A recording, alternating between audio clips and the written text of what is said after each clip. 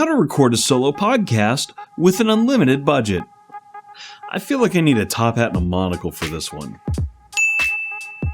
If you're serious about podcasting and want the best possible sound quality, this video is for you. We'll go through the best equipment and accessories to optimize your podcast recording experience. First, let's talk about the microphone. Now, what I recommend is the Electro-Voice RE20, which you can see here. Personally, this is a favorite mic of mine. I just think it fits my voice really well. It's got good highs, it's got a good midsection, and overall, it's a pretty good mic. It's used by radio professionals, broadcasting, and a lot of podcasts use it too. If you're going to go this route, for accessories, I highly recommend getting the pop filter and this shock mount with it. And you can do that through Broadcast Supply World for about an extra $50 to $100. And one of my favorite things about the mic right now is that it comes in black.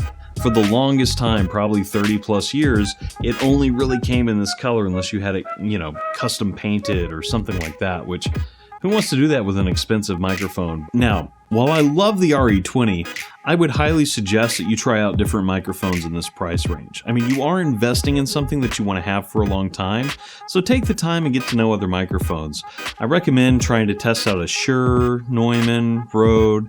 You can buy them all if you have the budget for it, or you can go to somewhere like a Guitar Center or a musical instrument store, and they'll probably have the mics you need there. So go check those out and test them out for yourself. Find what you like. Now, if you've followed my sage advice and you've tested microphones and you've landed on the RE20 as your mic of choice, the next thing you're going to need before we go to an audio interface is a gain booster. The gain booster that I recommend is the Cloudlifter CL1, like this, and it's just a great little device. You plug it in and it gives you a boost in your volume so that you don't have to worry about maxing out the volume on your audio interface. The reason I find this valuable is if you raise the volume on the audio interface too loud, you're going to get a lot of line noise, and a gain booster helps raise the volume without raising the noise floor per se. So it's a great tool, it's a great way to increase the gain. And again, it's not always needed for the RE20. One of the things I love about that mic is in general, you don't need it. But for whatever reason, UAD's Apollo system is just very underpowered in terms of its gain. And I find that it's best if I have a gain booster on it to get the most out of the system. So now, there's one more thing we need before we jump into the audio interface, and that's headphones. We need to be able to hear ourselves talk, and we need to be able to edit well, and so we want a good set of headphones that are going to be studio professional level that we can rely on to give us good audio and actually give us accurate sound so that when we're editing EQ and things like that, we're not making decisions based on the headphones, we're making it based on the audio that we're hearing. So for that, I recommend the Beyerdynamic DT770 Pros. They are not only comfortable, as you can tell by the padding, for long editing sessions, but they also offer excellent dynamic range and sound isolation. And if it gets cold where you edit, they make great earmuffs. They're a little hot in the summer, but they make great earmuffs. So, just note also they come in different impedance levels, so if you choose one of these, make sure you find one that best suits your needs. Now, let's talk about the audio interface. The UAD Apollo is a professional-grade audio interface with built-in processing, which allows you to run effects in real time. Their plugins emulate studio hardware with incredible accuracy, too. And keep in mind, that makes this really expensive. But you're made of money. This is an unlimited podcast video. What does it matter to you?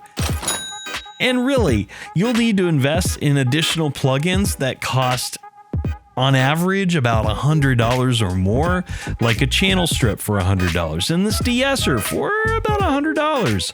And each one is essential to getting the right sound and having everything processed well. By way of example, if I turn the processing off, you're going to notice that I sound much, much different, more hollow, not nearly as amazing. So keep that in mind. This processing really does a lot of magic for me. And with the processing on, you can see that I'm now back to my normal, wonderful sounding voice, and I'm not peaking on the audio because I have the limiters, the compressors, all that stuff set up properly as well. So, Highly recommend this recorder. If you've got an unlimited budget, the best thing about it is it allows you to just jump in and record. There's no need to think once you've done all the work on the front end to get this set up the way you like it and the way you like the sound of your voice, because you can easily jump into a recording and do a voiceover or some other type of production with this tool quickly and easily. So personally, I love it and I highly recommend it. By the way, if you're using the UAD Apollo on Mac, I highly recommend getting Loopback by Rogue Amiga. For whatever reason, the Apollo on its own will route all computer audio through the microphone when you're on Zoom calls and in live recording settings. So Loopback will take care of that for you. You can route just the Apollo and just the microphone onto its own track, which you can connect and use as your microphone. As you can see, it's really handy for routing audio to other things as well, and I use this for a lot. So great investment, probably one of the best ones. Even if you don't have an unlimited budget, if you have a Mac, you probably should go ahead and get Loopback. Now, as far as recording software goes, I highly recommend using Remotely to capture remote interviews. The audio they capture is fantastic, and it's by far the most reliable interview software that I've used to date. Now, if you're just recording by yourself, you can record directly into a DAW of your choice. Personally, I would recommend using Adobe Audition because it's way more intuitive and it's a lot more customizable and easier to use than Pro Tools. It's just great if you're a beginner or if you've used other Adobe products. It's probably going to work really well for you. Now, there's plenty of other stuff out there to choose from, but this is the one I recommend. And that's it. With this top-of-the-line equipment, you'll be well on your way to producing a high-quality podcast. Remember, investing in the right gear and taking the time to learn how to use it will pay off in the long run.